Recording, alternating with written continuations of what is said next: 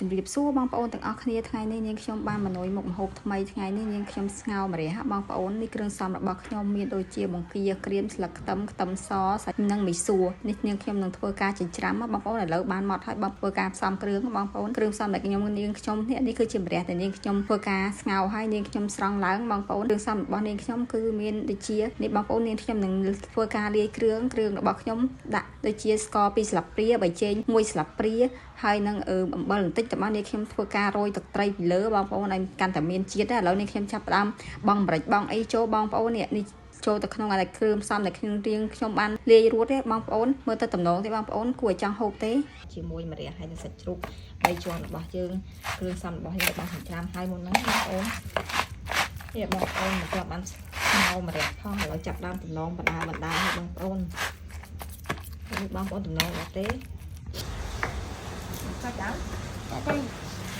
នេះបងប្អូននេះខ្ញុំបានលាយគ្រឿងសពគ្រប់អស់ហើយញាត់ចូលទៅក្នុងផ្លែម្រះណាបងប្អូនដើម្បីទុកអាផ្លែម្រះដើម្បីទុកឲ្យស្ងោរទុកអីសម្រាប់ធ្វើម្ហូបពេលព្រឹកណាបងប្អូន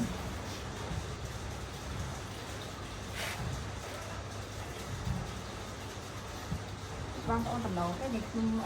ញាត់ចូលគ្រឿងផ្សំវាសាក់គ្រឿងសាច់វាចូលទៅក្នុងផ្លែម្រះបានមួយបងប្អូននេះបងប្អូនតំណងទេឥឡូវនេះខ្ញុំនឹងធ្វើការញាត់ផ្លែម្រះចូលទៅក្នុងសាច់ម្រះបន្តទៀតណាបងប្អូនបងប្អូនមកមើលជាមួយនឹងខ្ញុំទស្សនាជាមួយនឹងខ្ញុំនេះបងប្អូនទឹករបស់យើងបានពុះហើយឥឡូវនាងខ្ញុំនឹងចាប់ផ្ដើមបងម្រះដែលនាងខ្ញុំញាត់សាច់ជាមួយសាច់ជ្រូកហើយមិញណាបងប្អូនញាត់ហើយឃើញទេបងប្អូនស្អាតទេនេះសម្រាប់ម្រះរបស់ខ្ញុំដែលនាងខ្ញុំបានញាត់សាច់ជ្រូកហើយឥឡូវនេះខ្ញុំចាប់ដើមធ្វើការ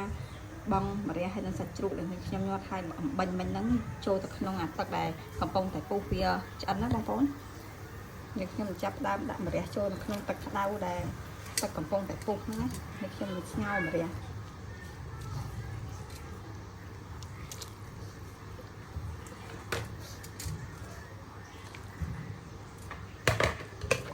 បងប្អូនម្រះដែលនាងខ្ញុំស្ងោរគឺបានឆ្អិនហើយបងប្អូនបើវីដេអូរបស់នាងខ្ញុំខុសទាស់ត្រង់ណាសូមបងប្អូនសូមអធិស្ឋានផងព្រោះនាងខ្ញុំទើបតែបង្កើតវីដេអូដំបូងបងប្អូនសូមបងប្អូនជួយ Subscribe Channel YouTube របស់នាងខ្ញុំម្នាក់មួយផងដើម្បីឲ្យនាងខ្ញុំមានទឹកចិត្តធ្វើវីដេអូក្រោយៗទៀតសូមអរគុណ